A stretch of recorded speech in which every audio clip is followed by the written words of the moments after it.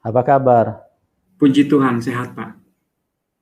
Haleluya. Ya, Suara saya kedengaran Pak ya? terima kasih.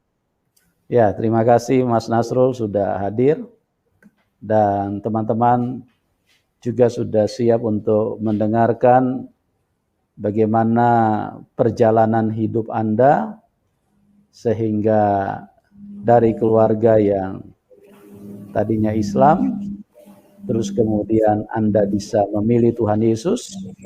Pada malam hari ini Anda bisa ceritakan secara lengkap ya, supaya yang Kristen dikuatkan, diteguhkan, dibangkitkan imannya, dan juga yang non-Kristen, kita berdoa dengan apa yang Anda sampaikan itu bisa menjamah dan mereka juga bisa perlahan-lahan mulai dituntun kepada kebenaran, ya. Apalagi orang-orang yang sedang di persimpangan yang mencari kebenaran itu siapa? Kita berdoa supaya lewat kesaksian yang kita hadirkan dari waktu ke waktu itu bisa membuat mereka juga berjumpa dengan Tuhan Yesus seperti yang pernah dialami oleh Nasrul. Oke? Oke, Waktu dan tempat saya serahkan kepada Nasrul, silakan Anda bisa saksikan. oke Pak.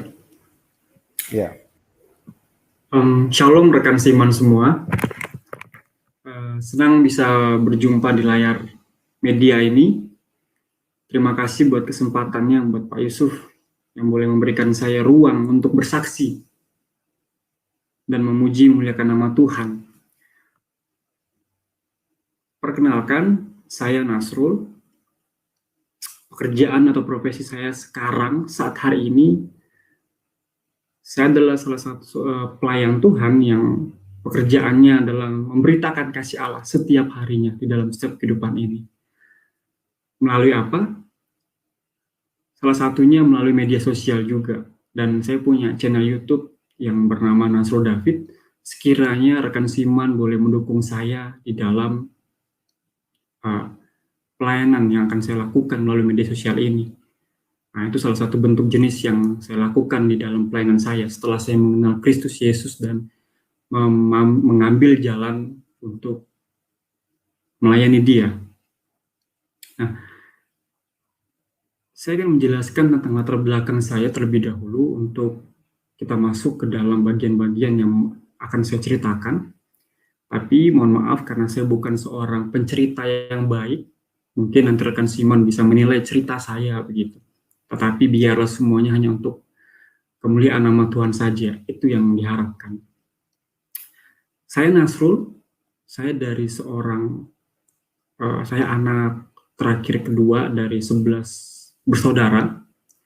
Bapak saya orang Sulawesi Selatan, orang Bugis, orang Sopeng, dan ibu saya orang Kalimantan Utara, tepatnya di Tarakan.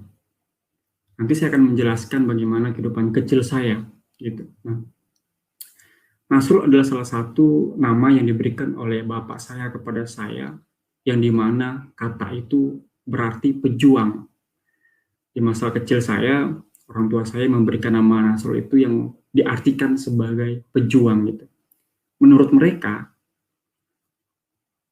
ingin saya untuk menjadi pejuang di dalam iman yang lampau gitu. Tapi ya Tuhan menarik saya dan pada akhirnya menjadi seorang pejuang iman di dalam Yesus Kristus gitu. Itu yang saya pahami tentang nama saya Nasrul itu. Nah, kita masuk ke dalam cerita. Pada tahun 2006 ke atas, ketika waktu itu usia saya masih 10 tahun, dan sekarang usia saya masih 23, masih sangat muda sekali, tetapi saya harus meninggalkan masa muda saya untuk melayani Tuhan.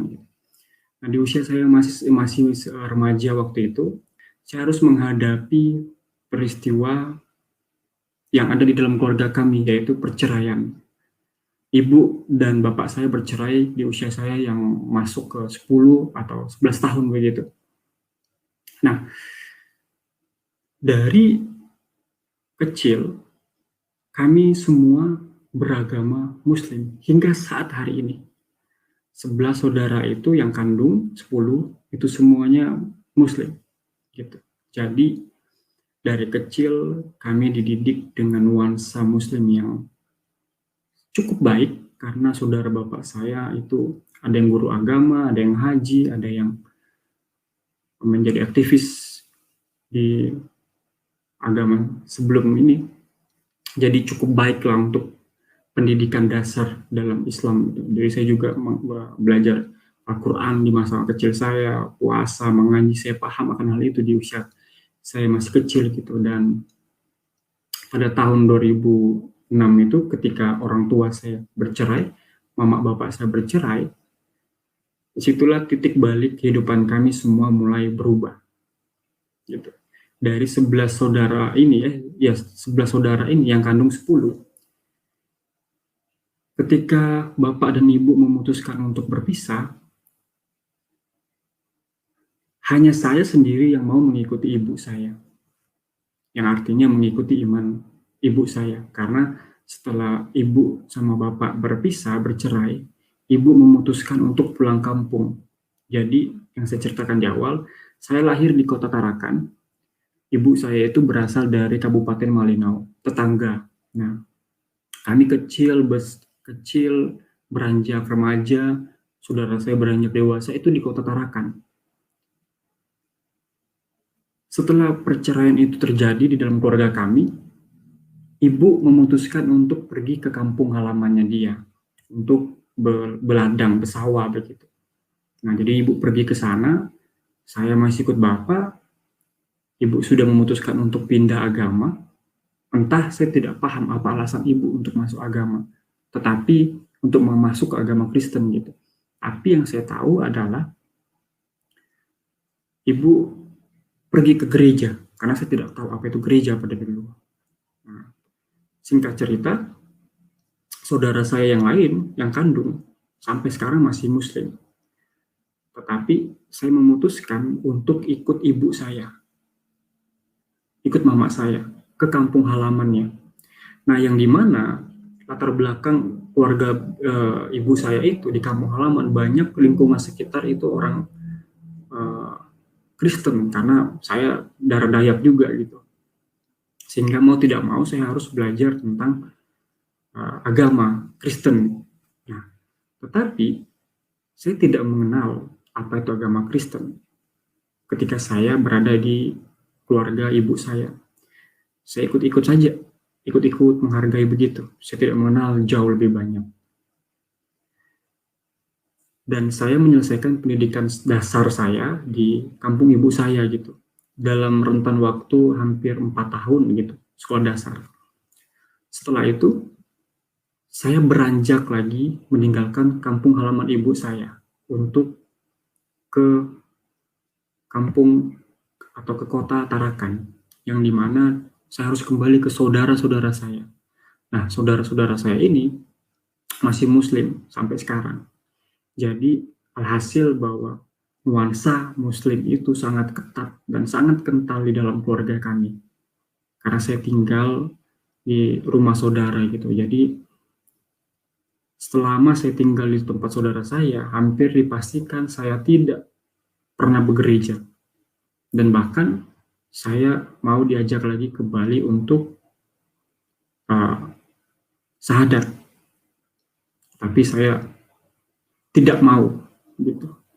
Kenapa tidak mau? Saya juga tidak mengerti apa yang sebenarnya saya sedang alami dan rasakan begitu. Entah saya tidak mengerti apa itu bahasa yang seperti itu gitu. Hati saya berkata tidak untuk hal itu gitu. Jadi saya tetap di dalam iman saya meskipun saya tidak tahu siapa Yesus Kristus pada masa itu, pada usia remaja saya gitu. Di dalam dua budaya, saudara semua Muslim, saya beragama Nasrani, dan Nasrani saya tidak mengimani itu. Artinya saya tidak mengenal siapa Yesus jauh lebih dalam. Saya tahu saya beragama begitu. Nah, ini titik baliknya nanti gitu. Lalu setelah itu kehidupan saya mulai kacau dengan keluarga saya yang broken home, dengan saudara saya yang acuh tak acuh dengan saya. Jadi kasih sayang itu sudah tidak ada lagi. Apalagi saya berbeda, makin jadilah. Nah, itu menjadi tantangan untuk saya hidup di usia-usia remaja saya. Nah, tantangan ini membawa saya ke dalam pergaulan bebas. Jadi, untuk membuat diri saya merasa disayangi, dikasihi, saya harus mencoba narkoba di usia remaja. Jadi, saya masuk ke dalam narkotika, mengkonsumsi obat-obatan dan sabu. Gitu. Lalu saya masuk ke dalam dunia seksual, saya berzina, jadi saya masuk dalam lingkup itu. Lalu selama saya hidup bersama dengan saudara di Tarakan, di usia remaja saya, sambil saya sekolah SMP, saya tidak bisa menyelesaikan sekolah itu. Karena kenapa? Kehidupan saya sudah mulai rusak dan sudah tidak ada masa depan lagi. Pada titik baliknya, saya harus dikeluarkan dari SMP itu, di usia-usia remaja saya, karena kedapatan bawa barang-barang terlarang, kayak obat-obatan begitu, dikeluarkan. Keluarga saya tidak mau mengambil peran di dalamnya gitu, jadi ya terserah lu lah, lu mau ngapain, terserah lu, bebas dah, kehidupanmu bebas, jalani saja hidupanmu gitu. Tambah jadi, dan saya tambah down, dan saya terus hidup di dalam keberdosaan saya. Satu persatu kejahatan saya mulai lakukan di usia remaja saya. Dan di usia-usia remaja itu saya tidak mengenal siapa Yesus gitu. Jadi di usia-usia itu saya mencoba kejahatan satu persatu begitu. Dan saya juga pernah hidup dengan uang haram gitu. Dengan menjadi seorang kurir sabu-sabu gitu. Di usia remaja saya masih sangat kecil pada masa itu. Nah, singkat cerita, saya memutuskan untuk pergi ke kampung ibu saya lagi. Jadi setelah saya gagal di Tarakan berapa tahun itu, di usia remaja saya memutuskan untuk beranjak ke kampung ibu saya lagi. Dengan tujuan untuk mencari pekerjaan. Usia saya masih belum genap 17, masih 15 tahun waktu itu. Saya mau mencari pekerjaan di usia saya. Setelah itu, saya ikut-ikut di perusahaan batu bara, saya ikut-ikut, makin jadi lagi pergaulan, makin kacau, makin rusak begitu. Jadi banyak sekali kejahatan-kejahatan yang saya lakukan di usia remaja saya gitu. Nah, di kampung orang tua saya itu, balik lagi, saya masuk ke gereja, ikut-ikut tradisi orang di kampung, ke gereja, pulang ke gereja, pulang gitu. Nanti masuk gereja, kalau orang khotbah kita keluar dari gereja, nanti selesai khotbah kita masuk gereja gitu. Nah, kayak gitu-gitu aja. Jadi saya tidak mengenal siapa Kristus gitu. Kalau ditanya agama apa, agama Kristen. Kalau ditanya murtad, iya murtadin. Tapi tidak mengenal siapa Kristen gitu. Malah cenderung saya lebih mengenal Islam ketimbang Kristen gitu. Nah, singkat cerita, saya lulus di SMA. Saya beranjak ke salah satu kota pendidikan yang ada di Indonesia, yaitu Yogyakarta. Yogyakarta menjadi titik balik saya untuk mengenal siapa Kristus. Di Jogja, pada tahun 2016, saya kuliah di jurusan Ilmu Kesehatan Masyarakat bersama dengan rekan-rekan. Waktu itu saya mau masuk semester 1. Sudah daftar dan tinggal kuliah. Nah, di Jogja pun kehidupan saya tidak jauh lebih baik. Tetapi saudara dan ibu saya mendukung karena saya mau kuliah gitu di ilmu kesehatan. Nah, mereka danai saya, mereka kasih saya uang kuliah dan lain sebagainya. Kehidupan saya tercukupi pada masa itu ketika di Jogja. Dan ini semua akan berubah ketika saya masuk ke teologi gitu. Tapi sebelum masuk teologi, saya ingin menjelaskan bagaimana Tuhan memanggil saya untuk mengambil tantangan yang Dia berikan kepada saya gitu. Nah, di Jogja, saya merasakan kehidupan tidak jauh lebih baik daripada sebelumnya. Iman saya semakin redup, kehidupan saya semakin menjadi-jadi kejahatannya. Tetapi disinilah Tuhan mulai berperan di dalam kehidupan saya, dan saya sadari bahwa ada hal-hal yang tidak saya bisa ungkapkan pada masa itu, yang ketika saya pelajari tentang iman kekristenan, bahwa itu adalah pertolongan Tuhan. Nah, jadi ketika saya di Jogja, saya mulai kacau kehidupan, makin parah, makin parah. Di satu titik, saya mengalami depresi yang sangat berat bagi saya. Satu titik, saya mengalami depresi yang paling berat.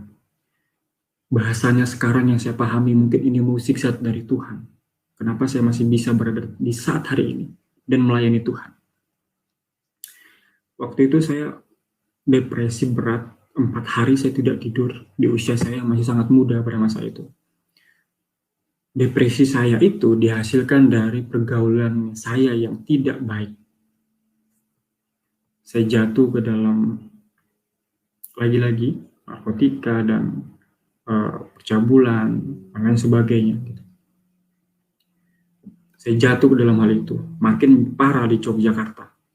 Saya tidak terkontrol. Uang yang diberikan oleh keluarga untuk saya kuliah, saya gunakan untuk ketenangan, kedamaian. Semuanya ini saya lakukan karena dilatar belakangi keluarga saya yang broken home. Itu semua mempengaruhi, dan keluarga saya yang berbeda agamanya, itu mempengaruhi semuanya. Makanya saya menjalani kehidupan yang tidak baik di usia-usia remaja saya. Nah, di dalam depresi saya selama 4 hari itu, saya pikir saya tidak akan bisa hidup lagi hingga saat hari ini. Karena 4 hari depresi, mungkin kemungkinan saya hidup, tetapi dengan pola pikir yang sudah tidak baik. Bisa dikatakan cacat lah. Atau tidak normal lagi, depresi. Intinya depresi. Saya 4 hari tidak tidur, minum rokok kerjaannya. Gitu. Jadi tidak bisa tidur selama 4 hari. Nah,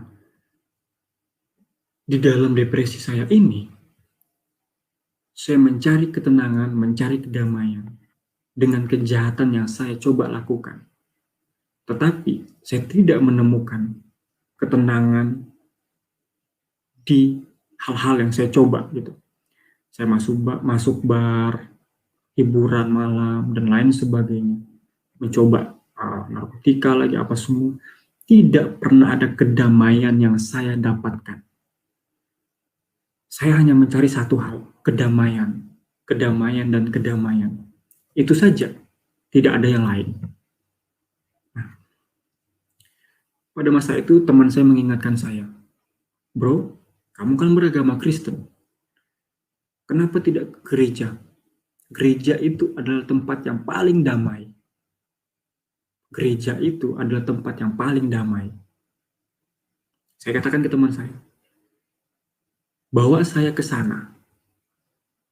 Saya ingin masuk ke tempat itu yang kamu katakan yang paling damai itu. Meskipun saya beragama Kristen, saya tidak mengenal tempat itu. Saya bilang. Pada saat itu saya berkata, di hari Kamis. Teman saya mengatakan, kamu gila aja, ini hari Kamis, gereja tidak buka di hari Kamis. Tetapi teman saya yang aktivis gereja memberitahukan, kalau kamu mau ke gereja malam ini, saya akan bawa kamu. Karena di gereja, malam hari ini ada sesi doa bersama. Saya mengiyakan itu, saya pergi ke gereja. Dan singkat cerita, ketika saya sampai di gereja, benar waktu itu posisinya kami adalah sedang masuk ke dalam sesi doa. Jadi kita berdoa bersama gitu. Nanti saling mendoakan satu dengan yang lain gitu. Tetapi bergandengan gitu, bersama-sama gitu. Nanti saya mendoakan dia mendoakan saya gitu. Di bangku berhadapan. Nah, saya tidak tahu apa itu berdoa. Menyebut Yesus Kristus itu saya tidak mengerti. Kadang-kadang saya pikir Yesus berbeda dengan Tuhan, dengan Bapa. Itu konsep saya, yang saya tidak mengerti. Saya diajak berdoa, saya hanya pada masa itu saya tidak tahu berdoa. Jadi saya hanya bilang saya ingin tenang, saya ingin damai. Dan pertama kali saya menangis di gereja ya pada masa itu. Saya tidak tahu apa yang terjadi, saya menangis sejadi-jadinya. Saya menangis sejadi-jadinya, sehebat-hebatnya. Ketika selesai doa, saya melihat di hadapan saya itu seorang gembala. Di salah satu gereja di Yogyakarta, itu seorang gembala. Dan dia bilang begini, "Kenapa kamu menangis? Sementara yang lainnya tidak menangis. Dan usia kamu masih sangat terlalu muda. Kamu kenapa?" Entah kenapa, beliau meminta saya untuk bercerita. Dan saya dibawa ke ruangannya dia, karena dia merasa bahwa dia tertarik dengan apa yang saya terima gitu, respon saya gitu. Saya menangis sejadi-jadinya di gereja gitu. Sampai di ruangan beliau, si Pak Gembala ini,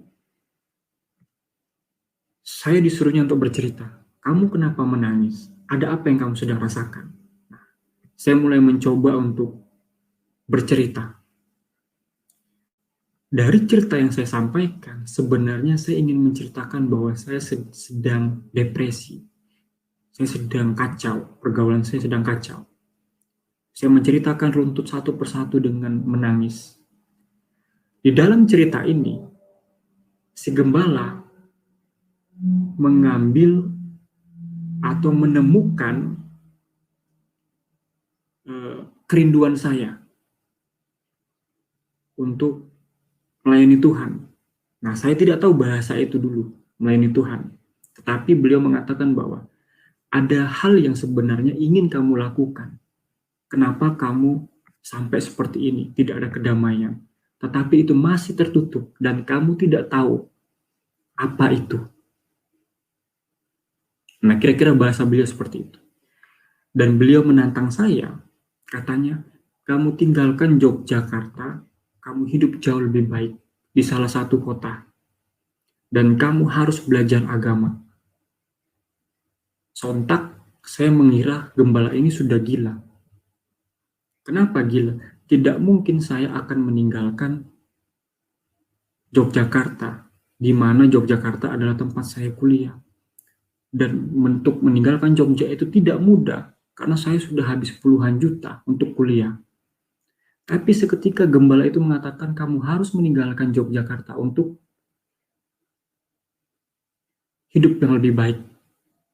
Nah, saya pulang dari hari Kamis itu, saya langsung malamnya saya pulang. Saya katakan, saya belum bisa menjawab, saya bilang. Di dalam pikiran saya, ini orang sudah gila. Mana mungkin saya akan keluar dari tempat ini.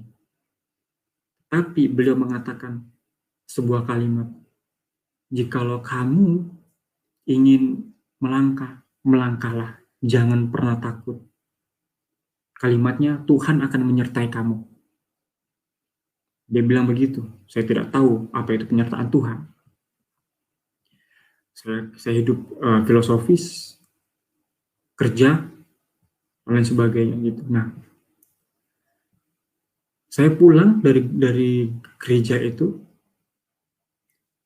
saya bilang dalam mulut, saya tidak akan mungkin meninggalkan Jogja. Tetapi hati saya mulai diganggu dengan kalimat si gembala yang mengatakan kamu harus meninggalkan Jogja. Hati saya mulai diganggu, pikiran saya mulai diganggu, ketenangan saya mulai diganggunya. Saya mulai menerima kedamaian, tetapi hati saya, pikiran saya mulai diganggu dengan kalimat si gembala ini. Saya tidak kenal Pak Gembala ini sebelumnya. Jadi saya mulai diganggu dengan kalimat itu. Apakah saya langsung menerima tantangannya? Tidak. Saya kembali lagi minum-minum, mabuk-mabuk, merokok, dan sebagainya. Jadi saya tidak langsung mengambil keputusannya. Di dalam saya melakukan kejahatan itu, saya kembali terus diusik hati saya itu. Kembali terus diusik. Saya tidak tahu apa itu. Jadi saya tidak mengerti kenapa saya harus diusik seperti itu. Saya pikir ini konyol gitu. apa sebenarnya yang terjadi dalam hati saya. Dan pada akhirnya saya mengerti itu di salah satu kampus teologi, dan bahasanya adalah saya sedang diberikan hikmat oleh Tuhan untuk mengerti apa maksud si gembala itu. Kira-kira begitu. Singkat cerita, selama 2 hari, dari hari Kamis malam, Jumat, Sabtu, saya makin tidak tenang dengan kalimat gembala itu. Saya mulai berpikir keras. Karena kalau saya meninggalkan Jogja, otomatis saya akan dianggap gagal oleh keluarga dan saudara saya. Ya kan?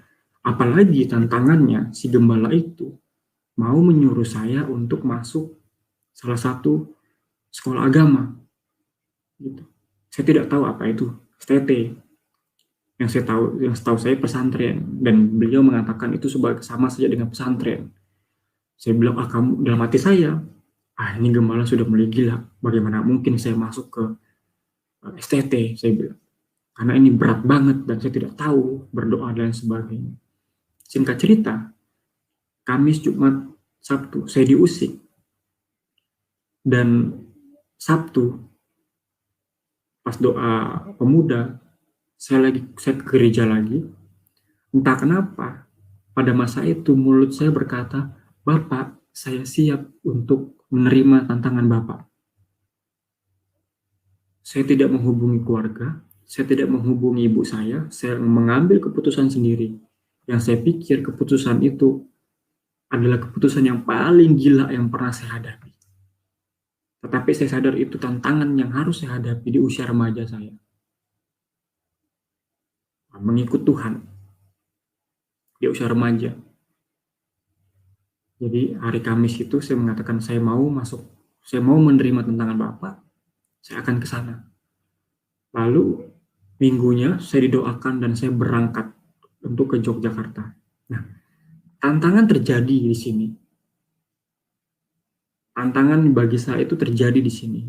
Tantangannya seperti apa? Bagaimana mungkin saya mau berangkat ke kota lain tidak membawa uang sepersen pun, artinya membawa uang yang cukup untuk saya berangkat ke satu tempat gitu. Bagaimana mungkin penghidupan saya bisa terus berjalan kalau saya tidak memikirkan hal itu? Nah, ini menjadi tantangan bagi saya. Yang pertama, saya akan ditolak oleh keluarga saya karena mereka orang Muslim. Untuk saya masuk ke STT itu bagi mereka, tanda kutip, saya harus mengambil tantangan ini. Dan ini menjadi tantangan yang paling berat bagi saya, salah satunya gitu. Jadi saya memutuskan untuk tidak menghubungi ibu saya memutuskan untuk menghubungi keluarga saya. Saya hanya katakan bahwa saya mau menerima tantangan Bapak Gembala ini. Nah, singkat cerita, tanpa panjang lebar, saya packing barang saya tidak tahu saya mau dibawa kemana, tetapi beliau mengatakan satu kota, yaitu kota Semarang. Saya dibawa beliau, uang saya pada masa itu cuma 10.000. Cuma 10.000 saja. Jadi saya bilang bahwa saya tidak pernah sebodoh dan segila ini di dalam hal melangkah. Saya tidak tahu kenapa ini bisa saya hadapi dan saya lakukan. Ini saya sedang ada di kota perantauan, kota besar. Dan saya harus menjalani kehidupan saya. Saya harus menerima tantangan ini. Meskipun saya tahu risikonya sangat berat. Dan memang benar. Saya harus mengambil keputusan itu, tantangan itu. Saya masuk ke salah satu STT. Dan tidak ada yang mendanai saya di awal-awal saya kuliah. Dan saya frustasi dan semakin gila. Karena kenapa? Di STT itu bangun jam 4 pagi. Saya tidak pernah bangun jam 4 pagi. Saya bangun itu jam 12, jam 1 siang. Saya bangun jam 4 pagi. Saya harus berdoa. Saya tidak tahu itu berdoa apa. Saya harus baca Alkitab. Saya tidak tahu Alkitab itu apa. Dan cara bacanya bagaimana. Saya harus belajar. Selama 2 tahun saya di sana, saya tidak mengerti tentang apa yang sedang saya lakukan. Tetapi selama 2 tahun itu, saya terus belajar. Dan pada akhirnya saya mengerti bahwa semua yang Tuhan mau dalam kehidupan saya itu sudah satu persatu Tuhan jawab gitu. Dan saya mulai mengerti hikmat yang Tuhan berikan bagi saya. Singkat cerita, itu panggilan pelayanan saya. Lalu sebelum selama saya seminggu di STT itu, saya mencoba untuk memberanikan diri untuk menghubungi saudara-saudara saya, ibu saya, dan memang benar jawaban mereka kecewa dengan apa yang sedang saya jalani, karena sudah berapa puluh juta uang orang tua saudara saya habis gitu. Nah, yang dulunya saya didanai mati-matian sama saudara dan ibu saya, ketika saya teologi 0% putus. Ibu saya masih mendanai saya, tetapi saya bilang sama ibu saya, kamu seorang janda, kamu harus menghidupi dirimu. Saya memutuskan untuk mencari dana dari manapun itu gitu. Jadi hampir 2 semester baru saya menemukan orang yang mau mendanai saya begitu. Sehingga saya rasa bahwa ini mukjizat Tuhan yang Tuhan nyatakan bagi saya di dalam kehidupan saya yang depresi dan sebagainya. Nah, saya tidak mengenal apa itu kata mukjizat. Tetapi ketika saya masuk ke sekolah tinggi teologi, saya mengerti bahwa rentetan panggilan Tuhan di dalam kehidupan saya, bagaimana saya mulai dipulihkan, bagaimana saya dipertemukan dengan si gembala, bagaimana saya harus mengambil langkah, dan bagaimana saya harus hidup tanpa uang 1000 pun di jalanan untuk melangkah ke Semarang. Dan bagi saya itu adalah mukjizat yang Tuhan nyatakan bagi saya. Di usia saya masih kecil dan masih remaja ini, saya harus meninggalkan ke masa-masa mudaan saya, keremajaan saya itu. Saya harus melayani Tuhan. Dan sampai hari ini saya tergabung di salah satu lembaga misi untuk terus dapat memberitakan kasih Allah begitu. Nah, jadi banyak sekali mukjizat-mukjizat yang terjadi dalam kehidupan saya. Salah satunya adalah bagaimana ibu saya sangat menyetujui ketika saya masuk untuk mengenal siapa Kristus Yesus. Yang dulunya ibu saya tidak mengenal siapa Yesus, saya masuk teologi, saya ajari ibu saya, dan dia mengenal siapa Kristus Yesus. Pelan-pelan Tuhan mulai buka kehidupan kami. Ya, jadi bagi saya, panggilan pelayanan ini, kesaksian hidup ini, adalah mukjizat yang Tuhan nyatakan bagi kehidupan saya begitu. Nah, mungkin ini saja yang dapat saya ceritakan. Sekiranya pengalaman ini, kesaksian ini boleh menguatkan iman kita. Dan satu pesan saya adalah banyak di luar sana orang-orang yang seperti saya dulunya, yang hanya beragama Kristen, tetapi tidak mengenal siapa Yesus Kristus. Dan ketika kita tidak mengalami mukjizat penyertaan Allah, atau kita tidak sungguh-sungguh di dalam iman kita, saya mau katakan bahwa kita sedang gagal untuk mengimani Kristus Yesus. Nah, ini pesan yang dapat saya bagikan. Sekiranya apa yang saya ceritakan ini berkenan di hadapan saudara seiman sekalian, dan biarlah ini dapat menguatkan saya dan menguatkan saudara seiman semua. Ada banyak hal yang tidak bisa saya ceritakan karena terbatas ruang dan waktu, dan sebagiannya lagi privasi begitu. Mungkin nanti akan saya ceritakan di channel YouTube saya. Kiranya Tuhan boleh memberkati kita semua, dan dukungan teman-teman akan senantiasa menguatkan saya. Mungkin ini saja yang dapat saya bagikan. Saya kembalikan lagi ke Pak Yusuf Manubulu.